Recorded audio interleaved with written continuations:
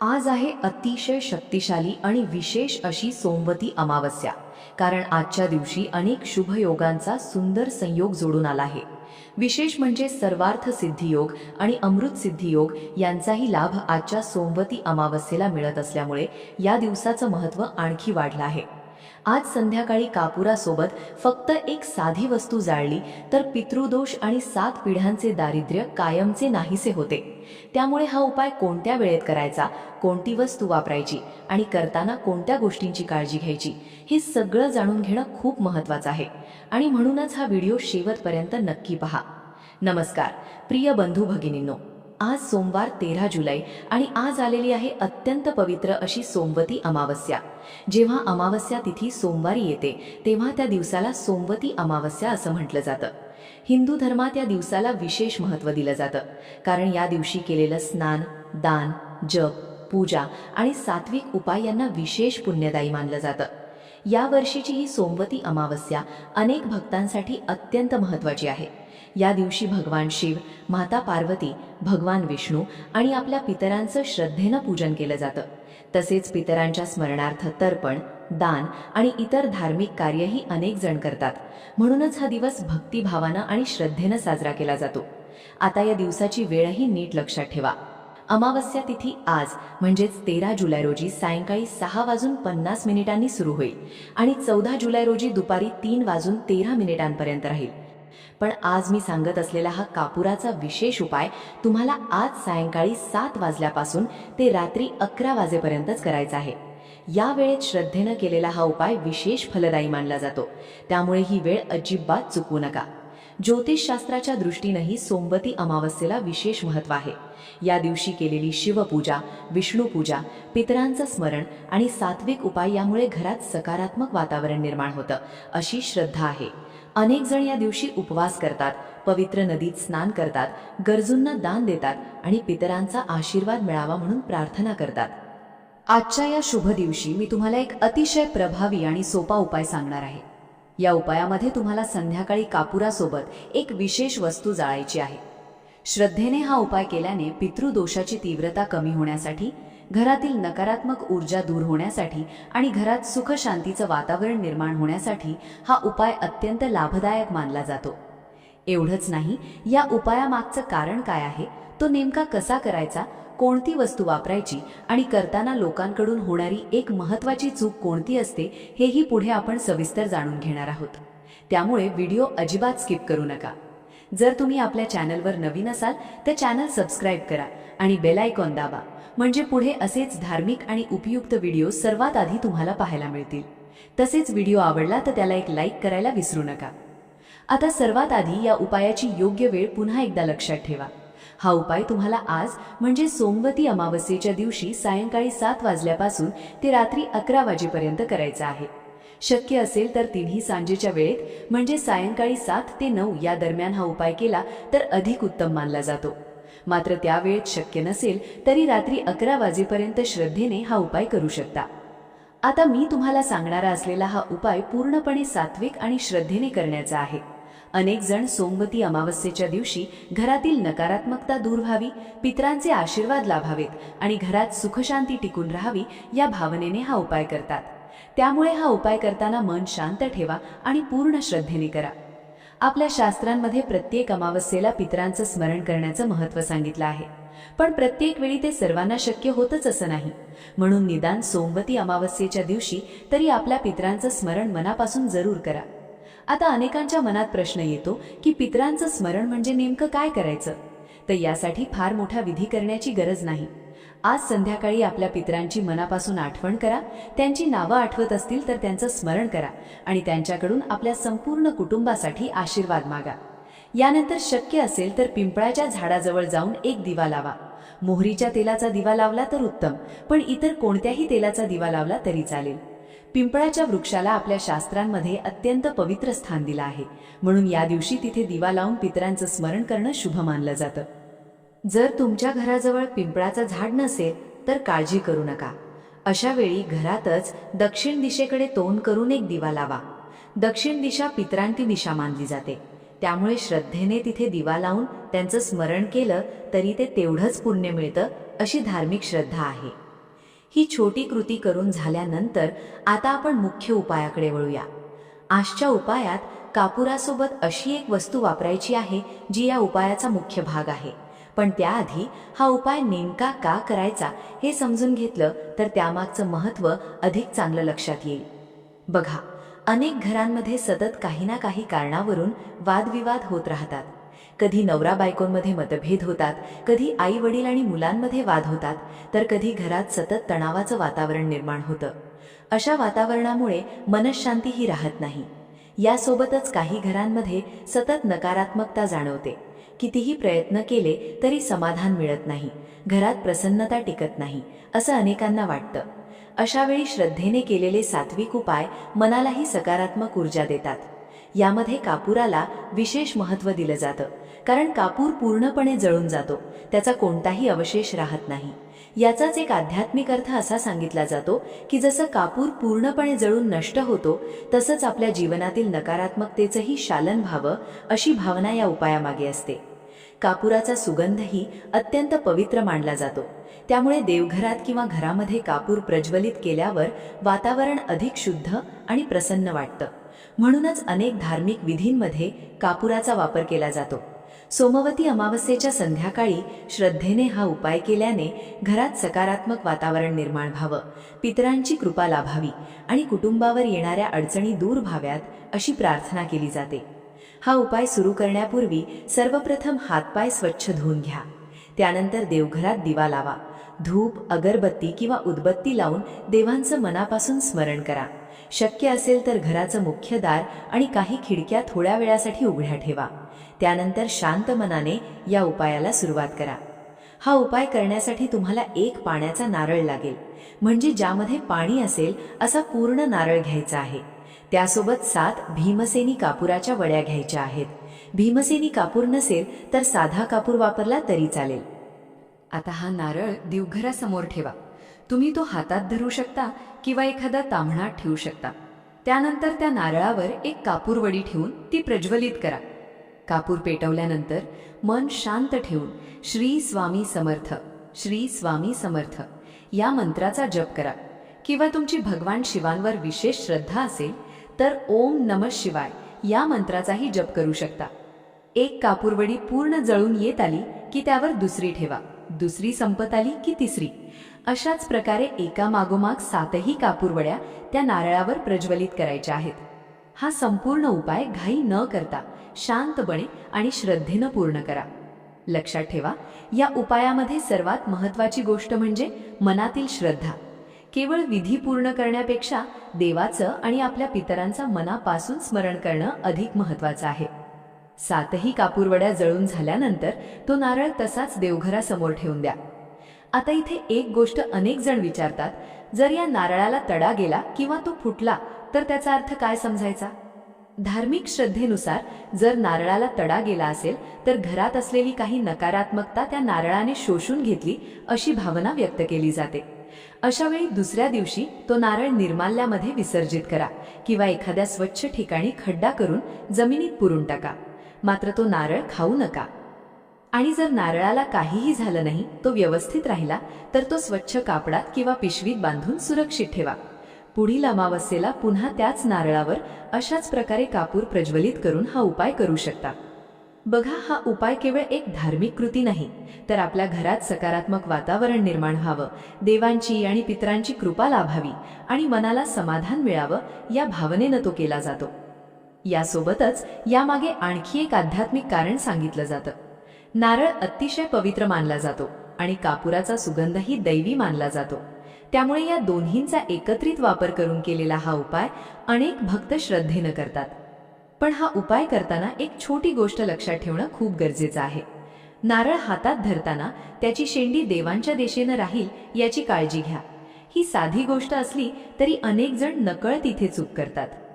आता समजा काही कारणामुळे तुम्हाला हा कापूर होम करणं शक्यच झालं नाही, तर काळजी करू नका. याच्यासाठी आणखी एक सोपा आणि सात्विक पर्यायी उपाय आहे. तो उपाय कसा करायचा, त्यासाठी कोणकोणत्या वस्तू लागतात आणि शेवटी त्या धुराचं काय करायचं हे आपण आता सविस्तर जाणून घेऊ. मात्र इथे एक गोष्ट लक्षात ठेवा, जर तुम्ही आधी सांगितलेला कापूर होम श्रद्धेने केला असेल तर हा दुसरा उपाय करणं आवश्यक नाही. तुमच्या सोयीनुसार या दोन्हीपैकी कोणताही एक उपाय केला तरी चालेल. आता हा दुसरा उपाय कसा करायचा ते अगदी शांतपणे समजून घ्या. सर्वप्रथम एक छोटी धातूची प्लेट, ताटली किंवा कापूर जाळण्यासाठी वापरलं जाणारं भांडं घ्या. हे भांडं स्वच्छ असावं. त्यामध्ये सर्वात आधी थोडेसे तांदूळ पसरवून ठेवा. हे तांदूळच या उपायाचा आधार असतील. आता 5 भीमसेनी कापूर वड्या घ्या. जर भीमसेनी कापूर उपलब्ध नसेल तर साधा कापूर घेतला तरी हा उपाय करता येतो. या 5ही कापूर वड्या शुद्ध गाईच्या तुपामध्ये हलक्या हाताने बुडवून घ्यायच्या आहेत. तुपाचा हलकासा स्पर्श झाला की त्या बाजूला ठेवून द्या. यानंतर त्या तांदळावर एक कापूरवडी ठेवा. त्यासोबत 2 अखंड फुलाच्या लवंगा ठेवायच्या आहेत. लवंगा तुटलेल्या नसाव्यात याची काळजी घ्या. त्यानंतर 2 हिरव्या वेलची त्याच प्लेटमध्ये ठेवा. आता पुढची एक महत्त्वाची कृती करायची आहे. थोडीशी पिवळी मोहरी आपल्या उजव्या हातात घ्या. घरातील प्रत्येक व्यक्तीवरून ही मोहरी डोक्यापासून पायापर्यंत 7 वेळा उतरवायची आहे. जर घरात लहान मुलं असतील तर त्यांच्या अंगावरूनही ही मोहरी नक्की उतरवा. अनेक जण ही गोष्ट विसरतात, पण मूळ पद्धतीमध्ये ही कृती विशेष सांगितली जाते. सर्वांच्या अंगावरून उतरवून झालेली ती मोहरी आता त्या प्लेटमध्ये कापूर, लवंगा आणि वेलची सोबत टाकून द्या. आता ही सर्व साहित्य घेऊन देवघरासमोर बसा. मन शांत करा. देवाचं आणि आपल्या पितरांचं स्मरण करा. त्यानंतर त्या प्लेटमधील कापूर प्रज्वलित करा. कापूर पेटल्यानंतर श्री स्वामी समर्थ, श्री स्वामी समर्थ या मंत्राचा जप करत रहा. ज्यांची भगवान शिवांवर विशेष श्रद्धा असेल ते ओम नमः शिवाय या मंत्राचाही जप करू शकतात.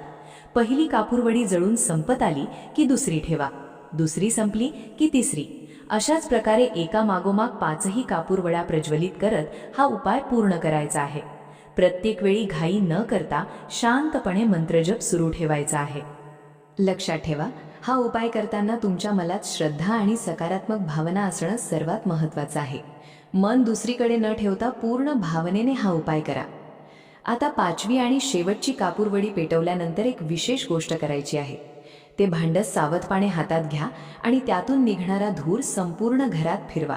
देवघरापासून सुरुवात करा.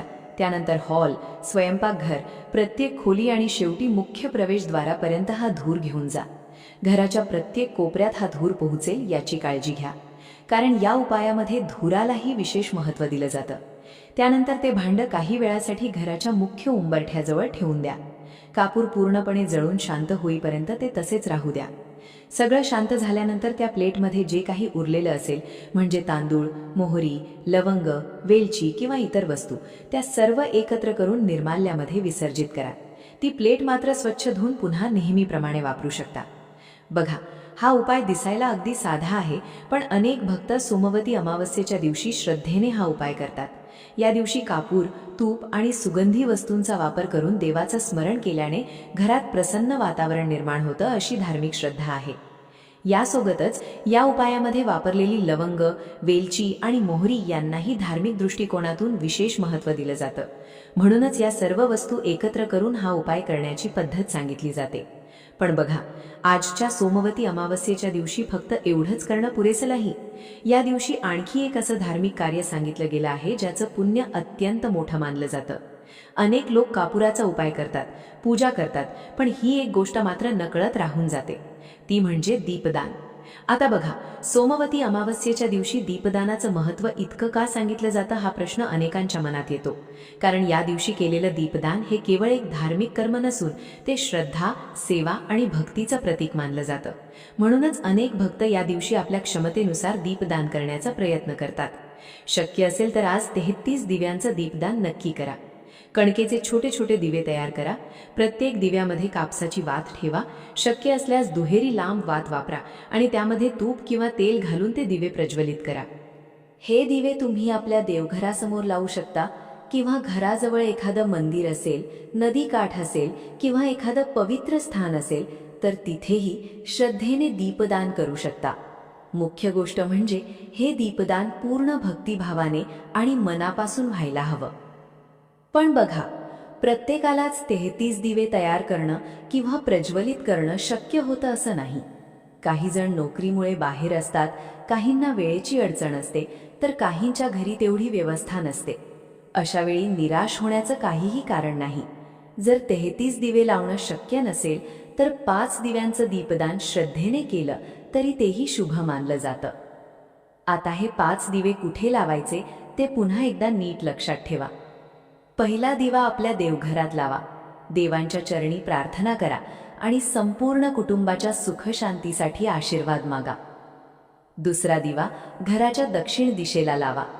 धार्मिक परंपरेनुसार दक्षिण दिशा पितरांची दिशा मानली जाते, त्यामुळे त्या दिशेला दिवा लावून आपल्या पितरांचं स्मरण करा. तिसरा दिवा घरात जिथे पिण्याचं पाणी ठेवता त्या ठिकाणी लावा. अनेक घरांमध्ये हा दिवा पाण्याच्या माठाजवळ किंवा पाण्याच्या भांड्याजवळ लावला जातो. चौथा दिवा तुळशी वृंदावनाजवळ प्रज्वलित करा. तुळशीला आपल्या धर्मात अत्यंत पवित्र स्थान आहे, त्यामुळे तिच्याजवळ दिवा लावणंही शुभ मानलं जातं. आणि 5वा दिवा मुख्य प्रवेशद्वाराजवळ लावा. घराच्या उंबरठ्यावर प्रज्वलित केलेला दिवा घरात सकारात्मक वातावरण राहावं या भावनेने लावला जातो. म्हणून परिस्थिती काहीही असो, 33 दिवे शक्य नसतील तरी हे 5 दिवे श्रद्धेने नक्की लावा. आणखी एक गोष्ट लक्षात ठेवा, दीपदान करताना कोणतीही घाई करू नका. दिवा लावताना मनात चांगला संकल्प करा. आपल्या घरासाठी, कुटुंबासाठी, मुलांच्या उज्ज्वल भविष्यासाठी तसेच आपल्या पितरांच्या कृपेसाठी मनापासून प्रार्थना करा. बघा, आजच्या या सोमवती अमावस्येला तुम्ही कापुराचा उपाय करा, पितरांचं स्मरण करा आणि त्यासोबत दीपदानही करा. या तिन्ही गोष्टी श्रद्धेने केल्या तर आजचा दिवस अधिक अर्थपूर्ण आणि भक्तिमय होईल. पण अजून एक अत्यंत महत्त्वाची गोष्ट बाकी आहे. दीपदान केल्यानंतर त्याचं पुण्य इतकं मोठं का मानलं जातं? पद्मपुराणामध्ये याबद्दल नेमकं काय सांगितलं आहे आणि आजच्या दिवशी दीपदान का टाळू नये हे जाणून घेणं अतिशय महत्त्वाचं आहे. अनेक जण विचारतात की दीपदानाला आपल्या धर्मामध्ये इतकं महत्त्व का दिलं गेलं आहे? तर यामागे फक्त परंपरा नाही, तर एक सुंदर आध्यात्मिक भावना आहे. जेव्हा आपण श्रद्धेने देवांसमोर एक छोटासा दिवा लावतो तेव्हा तो केवळ प्रकाश देत नाही, तर आपल्या मनामधील भक्ती, विश्वास आणि कृतज्ञताही व्यक्त करतो. म्हणूनच आपल्या धर्मग्रंथांमध्ये दीपदानाला अत्यंत पुण्यदायी कर्म मानलं गेलं आहे. पद्मपुराणातही अमावस्येच्या दिवशी केलेल्या दीपदानाचं विशेष महत्त्व सांगितलं आहे.